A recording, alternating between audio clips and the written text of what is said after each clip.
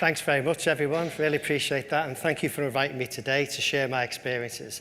So I'm Sid Kassim. I am part of the Viavi team, and Viavi's been around for 99 years now, Tony. We were talking about it. And I didn't realise, but as a young engineer, and I was a young engineer once, as a young engineer, I actually used one of their pieces of kit, Voltman and Goldenberg. It was a lovely frequency division multiplex meter. In the old days when you had to dial everything in, do you remember? You had to do a little dial, none of it was digital. So, you know, we have been around for a long time, and we actually celebrate our 100th birthday next year. And before anybody asks, I wasn't there at the start, all right? Before anybody asks. So I'd like to share my experience with you today, really, and my main focus is FTTx. And my main focus really is a little bit on the build, but more emphasis really on that last mile. That bit where the build's done their job, they've built whatever it is they've got to build, and we'll talk about that in a minute. And then another team typically would come out and they'd do the activation bit. So that's the bit where you drop the last bit of fibre into the customer's home and do what needs to be done. So does that sound okay? I've tried to add a little bit of real life scenarios in there, so taking pictures to show examples and stuff like that. And I was really surprised because when I first started getting involved in this a few years ago, my role's EMEA, so Europe, Middle East and Africa, and I was really surprised, even in Europe, of how high the failure rate is for some really large companies.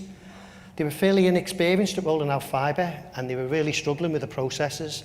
So again, I'm going to try and bring that experience to the session today. So let's make a start. We're really talking, and Tony mentioned it in his intro, mainly focused on GPON and XGS-PON. They're the, you know, we are probably aware they're the two technologies.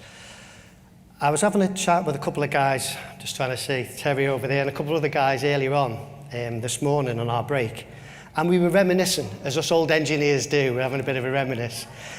And I don't think I'm giving anything away under the Military Secrets, the Secrets Act, to say that I worked on two circuits. It was in 1988 to 91 I was working on these two circuits. And they were classed as a low speed and a high speed. So this isn't really that long ago. My low speed one was a 50 baud circuit. So if you think a baud typically in them days is probably 1 bit per modem, then that was about 50 bits per second. That was my low speed connection. Then we had a high speed connection. Now we're pushing it. That was 75 baud. So that was 75 bits per second. And now we're talking about a gig. And Tony mentioned it there, you know, initially I was working with a lot of teams talking about a gig, but now most teams, and I can see a lot of people in the room who I'm already working with, we're looking at 10 gigs now. And we're either putting them on the network together, or we're building, you know, if you're a bit late maybe into the party, you're building now straight away at 10 gigs. And a lot of vendors now, the main ones like Nokia, Huawei, Adtran and that, will offer you an optic, an SFP, that you can configure anyway. So you can start off with GPON and move to XGS-PON if you want. So that's available today. But this is what we're going to be covering. And in order to do that, we've got an agenda that looks a bit like this. And as I said, I'm going to try and put some real-world examples in there so you can see, you know, the sorts of things that you might find when you're trying to roll out FTTx. So, I've only had a quick catch-up with Kelly. Where are you? I'm here, back. Hiya. Me and Kelly know each other. We both support the FTTx Council, and we both had an input into the latest manual that was distributed. So we're both in Vienna together. And Kelly mentioned, and there's a couple of other things I'd like to talk about. Kelly mentioned a bit about the pre-construction activities, how you can be really smarter at rolling it out, and what's involved in some of those key stages. He also spoke about CapEx, and where a lot of the money goes into build. And I believe we've got Georgina and Terry talking about way leaves later on. Oh, hi, folks. Hiya. Talking about way leaves later on. The point I'm making here is there's a lot for us to do to start off with the concept of pushing out FTTx to actually getting it in the ground. There's a lot. So by the time you've done all of that and you've done the build, the activation bit should be straightforward. All you've got to do is drop a bit of fibre off, stick a hole in the wall, and it's a done deal. But that's where a lot of problems occur. And again, I'm going to share my experiences with you on that. So let's make a start then. Let's have a look at the sorts of things that can go wrong. So I'm going to start off talking about the ideal. This is our ideal world. And let me just explain what's going on here first. So over on this side here, you can see the exchange. You know, we do what we've always done. What we did, do you remember the world of V92 modems, the dial-up modems, remember? Stick something in the exchange that can get a bit of energy and transfer it into something that you can transfer back at the other end. In our case, it's fibre equipment we're talking about, so it's called an OLT. So you stick that in the exchange, you somehow or other get it out to your customers. In our case, it's a fibre, and this is our ideal world. So we're looking at one fibre there, out the exchange, out of that port in that exchange, all the way and out through a couple of splitters, like a 1x4 and a 1x8, or whatever you decide to use. And then we take it to this thing often referred to as a drop terminal. And I'll keep talking about this drop terminal later on. Just get me pointer up. Ah, there it is. See the little drop terminal there? That's a key point in the network, so I'll keep talking about that. And then inside the house is the stuff that we've always done. We plonk something in the house, we connect it up, and just hope the little activation light comes on, and it's a done deal. All okay so far? Good. Okay. Oh, sorry, I didn't talk about the pictures. Just going back, that's that way, let's go back that way. So, this is the ideal, and you can see from the pictures up there, everything's new, the installers have come in, they've run all the fibres off to the ODFs, everything's looking nice and clean and pristine. We're out in the field, the first engineers have gone out and started to activate, so it's all looking good. That's the ideal world. But the real world is something probably much more like this. And I can see lots of heads nodding at the moment. This is really what we're likely to see out in the field. It gets very messy, very quick. And so we need to be able to manage this. And now we've got a bit more of an idea because what we can see here is it's not just one single fibre coming out of the exchange and going down to our end customer. There's loads. You know, you're talking about typically hundreds of fibres coming out of these huge exchanges that we have now, connected to our optical distribution frames you can see on here. And for those in the world of copper, we used to call them bar pairs, do you remember? The connection from the exchange to the outside world, it's exactly the same. We do the similar thing.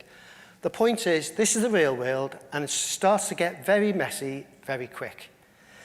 And one of the points again, and I said to Kelly when I saw him at lunchtime, I said, I was sat there nodding my head so much, I kept saying, Sid, stop nodding your head. Because so much of what he said rang true with my experience as well, of the issues we have. And you know, a very typical issue is you'll get a really good build team to build what you need to build. And then what happens is, something happens, either you've had to change the plan, or somebody else has paid them more money, and off they've gone. And that's a real issue for lots of people, the teams I'm working with, is getting that experience and getting those teams to help them to do the build. Because if you're not experienced, it's very easy to end up looking like this far quicker than you really should. So we're having a bit more of a look now of how this whole thing knits together for those who may not have experienced it before. Again, exchange on the left, end user on the right. You can see what's going on there. The reason why I think it's important just to quickly talk about this is because of the way that the authentication works on fibre networks. So in the world of cable, there's a lot of, just put your hands up if you're in the cable world, please. I know there's quite a few of you, isn't there? All right, thank you. You know, in the HFC world, in the world of cable, we use a MAC address to do the authentication, don't we? Stick them on a white list or stick them on that list, and if they're not on that list, you don't get in. It's like having a bouncer on the door, isn't it? It's the same in the world of FTTx. Typically, you would need to know what the MAC address is of that ONT. And you need to register that MAC address on that port in the exchange. If you don't match those two things up, guess what will happen? Nothing, exactly. Nothing will happen if you don't match those two things up. So it's important that that point there in the exchange, it says, right, this is Sid's ONT, its MAC address is 12345, and I'm expecting it to appear on that port. That has got to be made. So now we understand a little bit about the complexities of what's going on out there. This is what typically happens in the real world. So you can see it's very easy to make a mistake. You know, the poor person running that cable route has got a thing that says, okay, ODF, rack 12, port 17, E, or something like that. So it's dead easy to make a mistake when you're doing this mapping. And then what happens now, and now we know, is that customer now, instead of being on that port where they're waiting for them, is now on that port. And that's really difficult because out in the field, that customer will get power. They'll probably get the right pond power. The box will come up, but it will never get service because we know now it hasn't got the MAC address in the exchange. No MAC address, no service. So this is a real issue for customers, and we'll talk about how we can help them to get around that. So that's the real world build. Okay. Now I mentioned the drop terminal a lot because it's a real nice demarcation point for us. Build team, billed to the drop point or drop terminal or CBT or whatever we happen to call it, and then afterwards you advertise your services, your customers start to pay, and then you get them on board. That's what happens. So this is what a drop terminal looks like for those who haven't seen it before.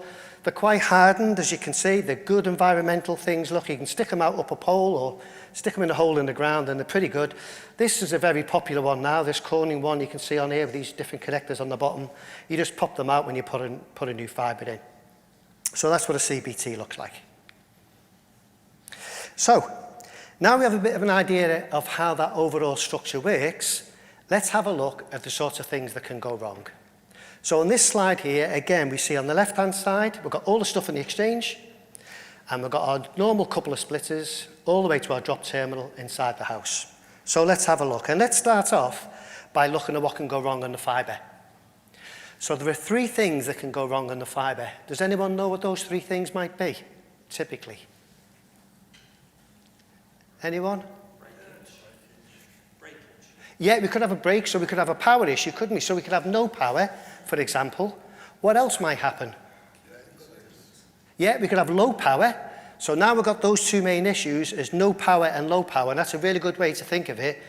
What about that bit about the ONT in the end customer's house being connected to the wrong port? What could we say about that power? Is it the right power if it's connected wrongly? It's the wrong power, isn't it? So they're the 3 key things, and that's a good way to remember the typical issues that teams have pretty much every day when they're rolling out fibre is no light, low light, and wrong light. So thanks for mentioning the fact there could be a break, on the fibre. What else could give us low light? Dirt or a macro bend. They're the 2 most common things. Anything else you can think of? They're the 2 most common. Yeah, or a macro bend. Yeah, good, thank you. And so they're the 3 things on the fibre. Now inside the house, it's the stuff that's always gone wrong inside the house. It's the Ethernet connection is slow or not working at all, and the same on the Wi-Fi. So that really hasn't changed, but there's still issues. So there's 5 things, as a summary, that can go wrong when you're deploying FTTx as far as activation is concerned. So what options do we have? Well, the first option is to test power. So if we test power, only power, how many of the optical things do you think we're going to write? There's 3 things that can go wrong. How many do you reckon we can check just by checking optical power? 2. Perfect. All right, so we can check for no light and we can check for low light, but we can't check for wrong light. So I'll talk more about that in the next slide. And inside the house, obviously we've got the same problems. So now we've effectively got this bit here is untested, and we can do the no light, low light, but the wrong light is still an issue for us. So that's okay, good. So we're building the picture up now. The next thing we can do is check PON ID. So we can do power and PON ID. Has anyone come across PON ID before and knows what it is? Anyone? No? We are able, on every single port in the exchange, so we're talking about this point here now, there on the exchange, we can put into that point there that Tony is going to be connected to that port. Okay? And in order to do that, we also give that port a name. So that we call that port Tony now. So when an engineer goes out and does an activation, or in fact does any check at all, anywhere along this link, they can look for that word Tony and they'll see it. And typically what teams will do, let's say it's in Italy, I've been working with the teams out there recently, it could be like Milan, Site A, Room 4, Rack 6, Port 7. So they'd put something in that PON ID that makes sense. And the nice thing is now, when we deploy a job to an engineer, and the engineer gets that job, they can have a look, and on there they'll know, okay, that's the PON ID I'm getting on the tester, that's the PON ID I can see on my job notes, it's a done deal. So now you've done your no light, your low light, and your wrong light. You can tick them off. All right? So now we're getting smarter at testing. And there's no guarantees on any of this, but the good thing is you can be as sure as you can be. If you can check those 3 things anywhere on the fibre, then there's a good, especially if you're checking it here, where you connect your customer, there's a good chance that install is going to be okay. So, we're okay outside the house on the fibre, we still need to think about inside the house. Let's have a quick look at what the standard says the PON ID should look at. I'm not going to go into any details on here, but just so you know, can you see it? There's the standard there, look. So it's an overhead within the PON frames. In the same way that we've got a 20 byte Ethernet overhead, talk about MAC addresses and good stuff like that. We've got a 20-byte IP address, talk about IP addressing and subnets and all that sort of good stuff. And it's the same in the world of PON. We allocate certain bytes for us to send the PON ID. We can also, if you're interested, send this bit here. Look, see what that says? The OLT transmit. So it will even, once you set the PON ID, it will even tell you what power is being sent at the exchange. If you know the power in the exchange is being transmitted by the optic, and if you know the power where I'm plugging in and testing on here, what are you able to determine? Your loss or your budget, you refer to it by different names, and that's a really powerful thing to do. Because now you can not only test, but you can test smartly. You can say, if that customer's 3 kilometers away from where the exchange is, I would expect the losses to be this. And if it's more than that, like 5 dBs more, it's a failure. So there's real value in knowing and tying in, and we do it for the world of copper and broadband. We tie in how far the customer is away from the exchange to what the thresholds are for that particular test. Good, okay, so we've done everything outside the house, including the PON ID. Now let's have a look inside. And inside, what we probably want to do is something like a nuclear test, and I'll talk more about that later on. Can I just have a show of hands? Who's run a nuclear test from home that's got them more than 100 megs? Can you just put your hands up? Oh, not as many as I thought. Okay. 500 megs? Let's push the boat a little bit. Okay. 9? You guys got 1 gig services? You all got 1 gig services, have you? Cable or fibre? Cable. See, and that's a big thing, isn't it? DOCSIS 3.1 will give us a gig, and obviously so will fibre with GPON or XGS-PON. It's really interesting because a lot of customers, when I first started doing this, were really only interested in about 100 megs or 500 megs downstream. But definitely now, the onus, and Tony mentioned it about XGS-PON, even for GPON providers, the onus now is to push that to about 2.3 gigs downstream. It's fairly common. And especially in the Nordics, I've got a lot of teams I work with in the Nordics, and they're really pushing it hard. Sometimes it's driven by marketing. We did that with the 1 gigs, if you remember. With VDSL, do you remember we were pushing out VDSL, and the big push was from the cable operators, we can do it through DOCSIS. For the broadband operators with VDSL, we can do it through broadband. So a lot of it was driven by marketing, but nevertheless, we are starting to see products over 2 gigs being offered on GPON networks. But as I mentioned earlier on, anyone who's fairly new to the market will go straight to XGS-PON, typically anyway.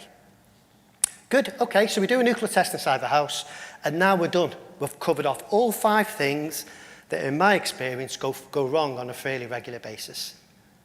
Any questions so far? Can I ask questions, Tony? Any questions so far from anyone? No? Okay, good. So, from a process point of view, and again, Kelly was talking about process all the time, and again, I was nodding away saying it's so important. You know, this is the sort of thing that you probably want to do. You probably want to let your build teams build. And then once your build teams have built, and we were talking about a common customer because you mentioned Proximus this morning, didn't you, Kelly? And we're both allowed to talk about them. They've actually got centralized testing. So they've got some test equipment in the exchange. And after the builders are built, they have a little app on the phone, they press a button and they run a test. Most teams do it slightly different. What most teams do is they'll build to these termination points or CBTs or whatever you want to call them, these. And remember, that's done. And then the activation teams will come in. The best process is to build, and then when you finish doing your build and you got to your termination, you do the no light, low light, and wrong light test. Because then you know you've covered off the 3 main things that could happen to you that shouldn't happen on that fibre. So that's a quick test. That typically takes 5 to 10 seconds. So it's a nice process to have in there. So that's what we do as part of the build. Inside the house, what we probably want to do is the same sort of test. At the ONT, so before we physically connect up the CPE equipment here, we want to check no light, low light, and wrong light to make sure that's okay. And we also, after once we've installed all the kit, switched it on and give it a chance to activate, we'll do a nuclear test. So that is a recommended process. And please, if you take anything away from today, that's, I recommend, is probably one of the most important things I'm going to cover today.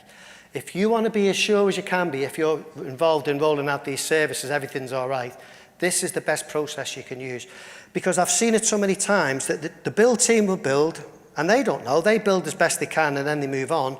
And then the activation team comes in, expecting to activate that customer, and they don't get service. So guess what happens to that build team? They get dragged back now into that when really they should be building the next bit. So it's a real, you start to see teams getting into the spiral where it really becomes an issue for them.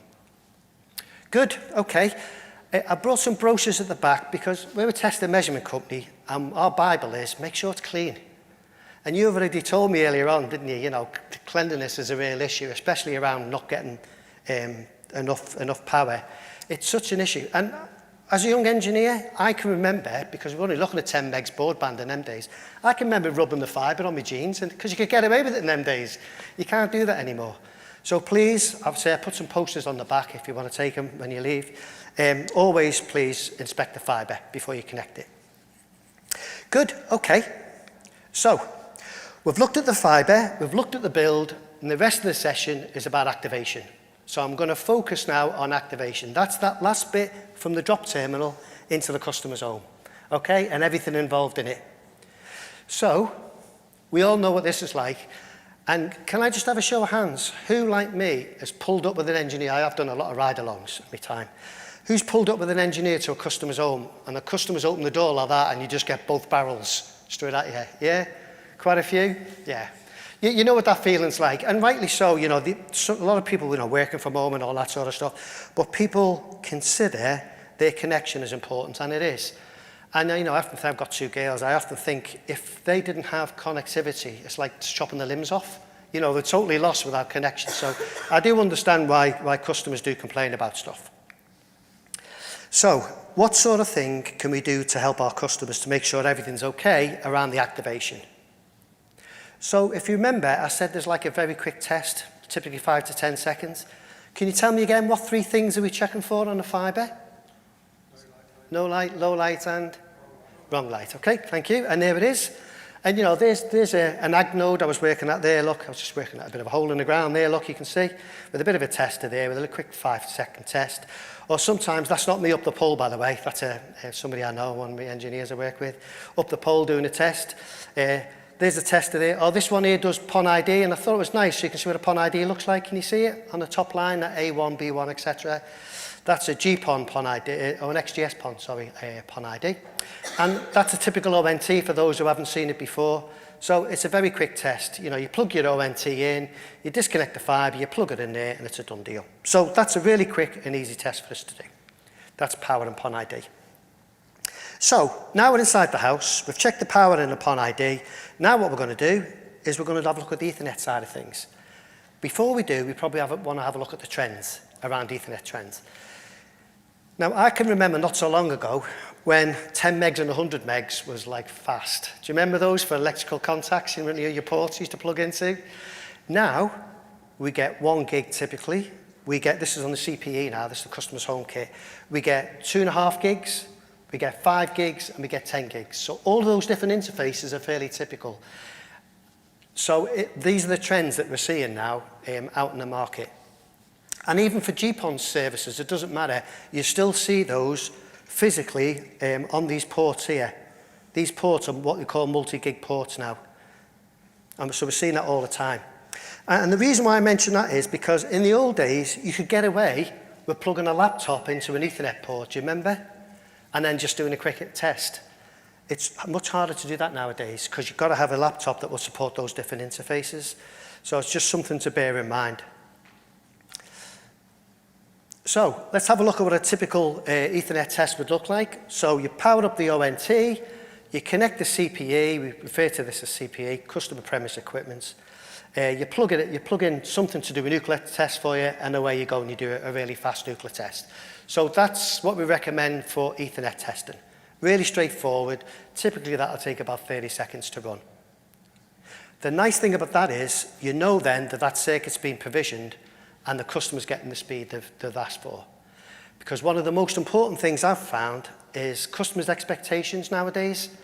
In the world of broadband, especially the ADSL days, a customer was getting 3, 4, 5, 10 megs maybe, and they were expecting that. But now we've gone to fibre, they're expecting a service they paid for. And they'll check it. quite often we'll still be installing and the customer's on nuclear already trying to find out what service you're giving them. So the expectation in the world of fibre is much, much higher. So you really need to check it.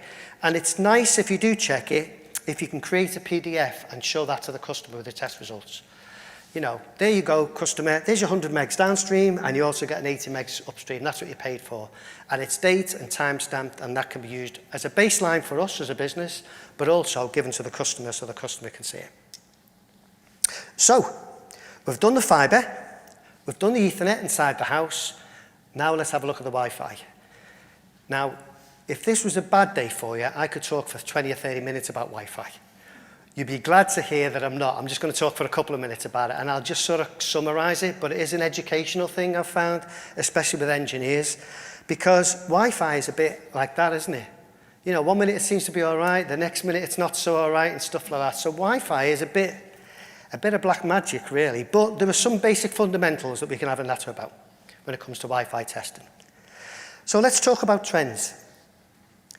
What a lot of people probably don't realise is you can get an app and you can do a nuclear test or something on your app or whatever app you want to use. There's loads and loads of Wi-Fi apps around. The problem is the results on that with exactly the same app to the results that you might get with a different phone could be completely different. What are the two key things, do we reckon, that will determine the speed that this phone on this app will show me I've got? What do you reckon it is? Two key things. Exactly right. How many antennas you've got on there? What else might it be? How far away you are from access. Yeah, that's really important. How far away you are. What else? What about from a technology point of view? What happens if you've got an older phone or a newer phone? Yeah, the processor. What about, yes, what about the standard of Wi-Fi that your phone will support? That's really important. So, it's all the normal stuff about Wi-Fi signal and all that sort of good stuff, but at the end of the day, the really two key things I would suggest are how many antennas has that got and what Wi-Fi standard does it support? Because if me and Tony have different phones, but everything else is exactly the same, we will get completely different results. And that's really hard for customers to understand, which is why you probably need to do something to prove to them with this PDF. Look, this is the Wi-Fi speed you're getting in your living room, this is the Wi-Fi speed you're getting in your study, are you okay with that? So, it's, in my experience, it really does help. So this is really talking about the trends. Sometimes we'll see, I'm sticking with the Wi-Fi, the ONT or ONU and the Wi-Fi box are separate. And there's a reason for that. And the reason for that is, technology-wise, the ONU is probably not going to change much.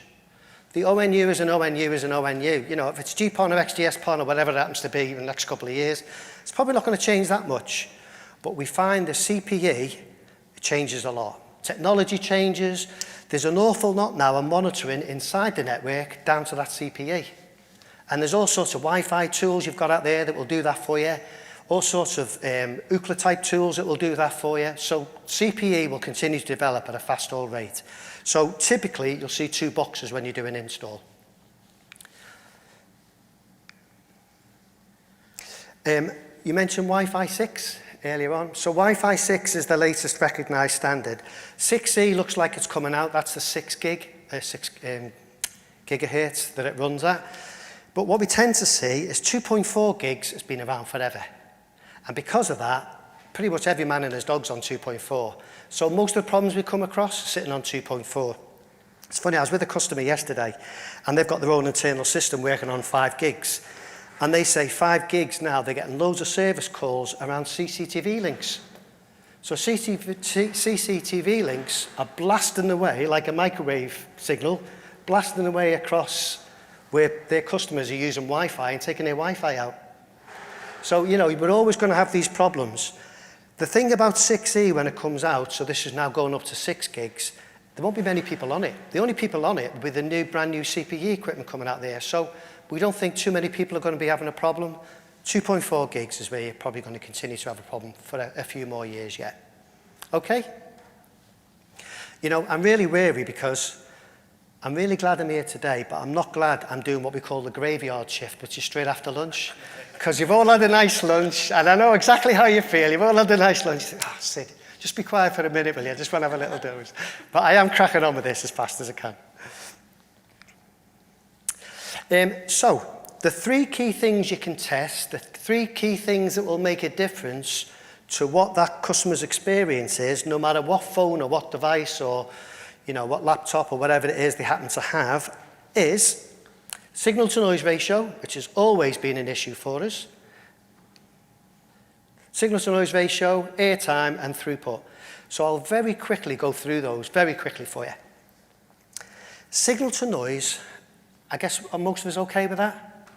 So if I'm stood here and I'm getting a decent signal from an access point over there and very little noise from that noisy old team over there with all the comms kit, then I've got a good signal. But the closer I move over here, the more noise I'm going to get and the less signal I'm going to get. So now my signal to noise ratio gets worse.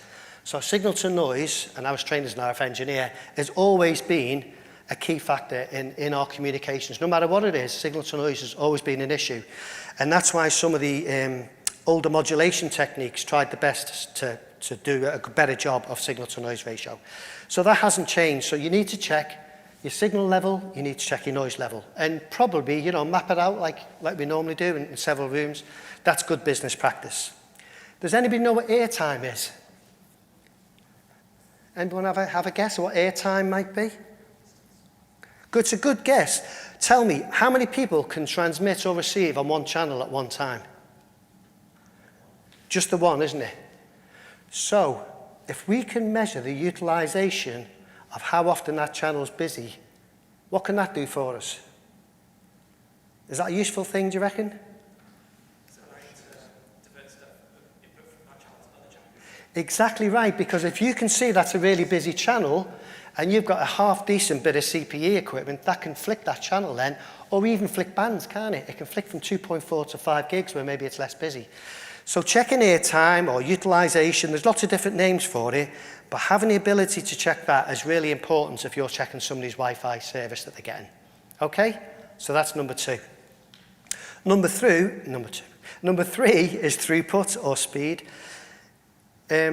And that's really around Ookla. And again, that's what we've always done. And we have to be very wary, remember, about the device that we're doing the test with. Okay, you've got to be really wary of that. Good, okay, so that was Wi-Fi. And then, as I said, ideally, you probably need to educate your customer a little bit and say, look, this is a test that I run. Just bringing it up now. This is the test that I run, look, and these are the speeds I was getting. You can see I was just getting about 930 megs down and 940 megs up. So this is a 1 gig circuit that customer's being offered. But, the engineer will do what they've always done. They'll do these checks. If they have to, they'll move the CPE, the access point, to somewhere else.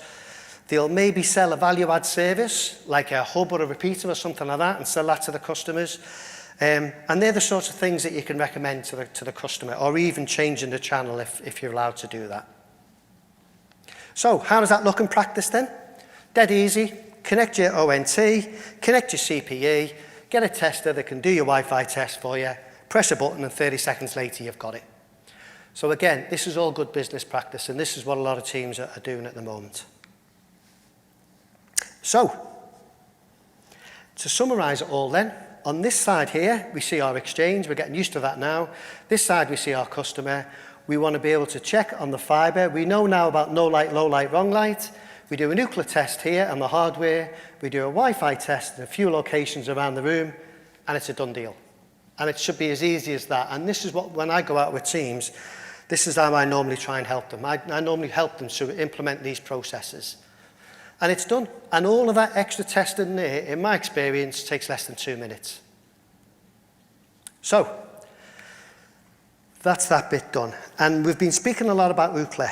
And I remember, it's probably three and a half years ago or so now, before COVID kicked in. I was over in the Far East talking to one of our large customers over there.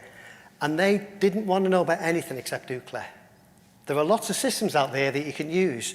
But most people, most service providers, most customers are most comfortable with Ookla, so I understand that. But there are other options you've got out there. So very quickly, I just want to talk about the bigger picture, because we are focused, and rightly so, about the access. But there's more than the access. I work with some teams that are just building the access bit here.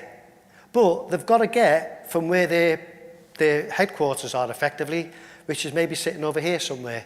So they've got to go to one of the big service providers and say, hey, I need some connectivity.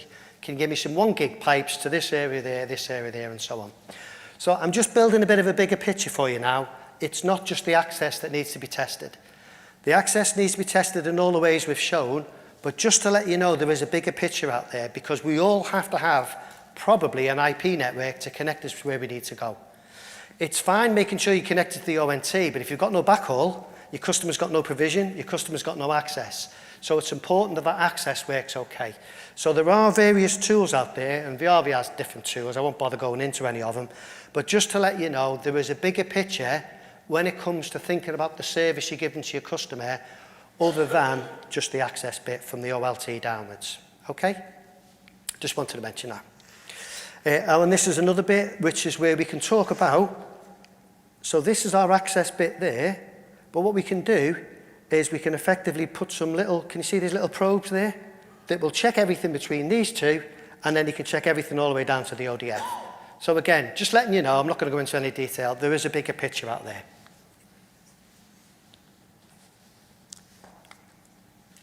Move this on. So, we've nearly finished now, because what we're talking about now is, I think we've probably got a good idea how to test best. And the idea, if you remember, we said right at the beginning, is to get it right first time every time. Do you remember that? That's our ultimate game. That's where we are. But in order to do that, you need to get a job to an engineer, and then you need to get the test report back, and you need to do all of that seamlessly. So I'm just going to very quickly talk about how we can connect all that together. So we've got to get from our network to an engineer, give him the job, him or her the job, and get the job back. So let's have a look at that. So what do we need? Well, we need to be able to get a job and define that job. So for example, Eric, if you were going out and doing this work for me, I said, Eric, can you do these installs for me tomorrow, please? I'd want you to know the obvious stuff. Where you're going, who the customer is, and what service they're getting. That's fairly obvious, isn't it? But nowadays, we have the ability to keep it nice and simple for our engineers. So what you can do is, I won't just ask Eric to do that. I'll actually send him a whole list of commands that will go onto his tester. And all Eric has to do is switch his tester on, the job will pop up, and I'll probably give him a batch, what we call a batch, maybe 3 jobs on the morning for installs. Eric will pick the one he wants to go to first, probably the one close to a pub, now I know Eric. He'll pick the one he wants to go to first, and then what he'll do is, on that job, it will say, Eric, the first thing you need to do is check for no light, low light, and wrong light. And the actual job will have all of those detailed steps. So all Eric will have to do is press the button, it'll run that job, tester will know exactly what to do, it'll run all those little jobs, and then it'll save it. And it'll give a nice big green tick to say everything's okay. So the point I'm making is, the whole, we call it test process automation, there's a whole world behind that. But testers are really smart nowadays. You can just send all the jobs, all the information, all the details that Eric needs to do his job, all the pass-fail criteria, which could be different for every install. You can send that to Eric, and then Eric could run the jobs. The results are saved automatically and go back up into the cloud. So there's a whole cycle there, a nice, easy cycle built in to the world of testing to help you to do that. Okay? And how we do that normally is through an app. So there's a picture here, you can see, this is the Viavi mobile tech app, we call it. This one here. We used to, when I first started working on fibre, I think we had 16 different products I used to get involved in the world of fibre. Have a guess how many different apps we had for those 16 products? 16. You know, but you learn lessons, don't you? Where we are now, we've got one app, this one here, it's called Mobile Tech App. And so pretty much all of our products now are underneath that particular Mobile Tech App. But the nice thing is now for Eric, no matter what tester he's using, he will be able to get all the job information sent to him. You know, he'll typically maybe do it on the night before, batch those 3 or 5 jobs to Eric, and then Eric will know then that he's got to go out and do it. And they're so smart now, these apps, that what you can do is you can take a picture of the install and add it to your job notes. It's all done, you know, automatically when you take a picture. Or you can even get a squiggle off your customer in the same way you do when they drop a box off with Amazon or something. So all of this now comes as part of the test process automation. So it's nice because, you know, I can remember the days when we used to put spreadsheets together. Do you remember those days? All the jobs that you've done, you put a spreadsheet together. I worked with a customer in, I won't say where, but it was in Europe, Eastern Europe, and he said to me, Sid, when I went out to see him, he said, 50% of my jobs are done by our engineers and 50% are done by contractors. I said, okay. I said, so what's your issue then? He said, they're using the same jobs and the same pictures week after week after week. That's what they were doing. So you probably want something, you know, like this mobile tech app that'll do a date and time stamp for you. So you know where and when that job was done, and you know, you can't falsify that. And also GPS stamps. So when the customer saw that, and in fact, you could just click on the latitude and longitude, and it would just pop up exactly where the test was taken. And overnight, he said one of the major issues that he had was resolved. So it's all about, you know, using these test processes to help you really to have the issues that you sort of have. But it did make me laugh when he told me they were sending the same jobs and the same results back time after, and the same pictures back time after time. So, I'm almost done. You'd be glad to hear. I'll just go up with some key takeaways, if that's okay. For those involved in rolling out FTTx services, please think about your processes. And it ties in really with what Kelly was saying before. You know, a lot of the teams I work with, it's all about homes passed. The focus is on homes passed because for a lot of senior managers, that's how they get paid. If they hit that target of homes passed, that's where they're getting, you know, paid. That's where they're getting assessed. But the thing is, if you have nice, clear processes, and it brings us back to Kelly's point, it will accelerate what you're doing. It will stop your teams from running around like headless chickens because you've got all these faults you've got to go back and you've got to fix. So please build it right. And, you know, I've spoke to a lot of investors over the last few years as well. And, you know, again, keep talking about Kelly, because Kelly mentioned the plans, you know, the 2-5-year plans with investors. I spoke to an investor a couple of years ago. It was a Connected Britain event. And he said to me, he said, Sid, I said to him, why are you putting all this investment into fibre? Well, you know, what's driving you to do it? He said, we're not putting it into fibre, we're putting it into gold. He saw fibre in the ground as gold in the ground. That's how investors see it. Because he said, there's no risk. We're sticking fibre in the ground. It's going to be there pretty much in his words forever. No matter what technology comes next, you just chuck something new on the end of your fibre and you've got, you know, you've got the next network, whatever that is. He said, once you've captured the ground, you know, and we spoke about the Wild West, once you've captured that ground, you've built your network and you've got your fibre in, it's done. He said, and as an investor, we know the price of that's not going to do that. It's going to be pretty stable. So we are pouring our money into fibre, into this fibre gold, because it's the right thing to do. So making sure it's got a bit of quality behind it, and we often talk to teams about quality, is a key thing. And this is all, everything that you do is sent back into the cloud as a baseline, so you can see today, tomorrow, and in the future exactly what the quality is of your network. And that was all I wanted to cover off today, and I'll see if there's any questions.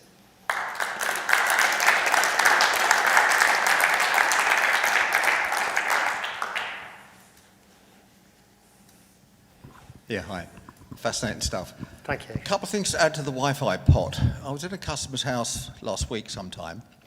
He had weird problems on his 2.4 gig internal Wi-Fi network, which turned out to be his brand new HP printer sets itself up as a blind access point sitting on the same channel as his wireless access point in the same room. Yes. Intermittency resulted. He didn't know that that was a printer's default on. Yes. Yeah. Educated him on that.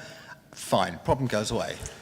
Second point, quite a number of customers in this particular network I look after have Sky Q boxes, which communicate with Imni boxes in normally the 5.8 gig band, but sometimes in the 2.4. In the 5 gig band, they set themselves up with 80 meg wide channels, often slap bang on top of the incumbent stuff.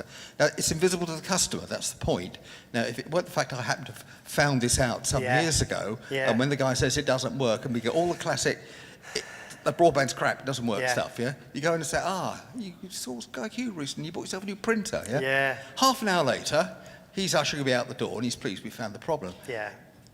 If that knowledge shouldn't have to come from the experienced engineer who happens to know it. No, that's the point to add. I'm really glad you raised those 2 points, because one of the first faults I found when I was going around doing Wi-Fi testing was an old printer on an 802.11b, I think it was.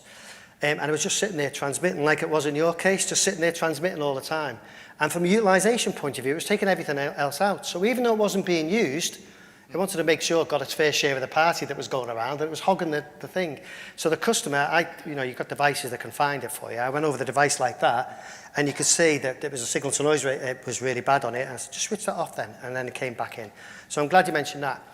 With the Q boxes, I was working with a team yesterday who sell those Q boxes, and we were talking about exactly that sort of fault. So thanks very much for raising those two. It's really interesting. Thank you.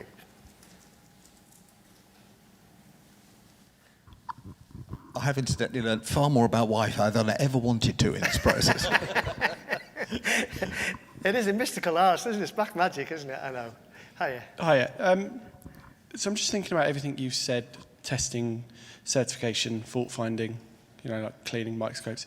How many tools do you think an engineer needs to leave with? Depends what they're doing. If they're doing the build, they probably just need an inspection scope, which is just a little microscope that you plug into the end of the fibre. They probably need that, and they probably need a power meter. If they're going to be able to fault find, like there's a problem with the fibre, a macro bend or a bad splice or something like that, they probably need an OTDR. So it depends on what the skill set and the responsibility is. When it comes to the activation team, they need a microscope. They probably just need something like that service tester that I kept popping up on there, because that does power and does UCLA for you.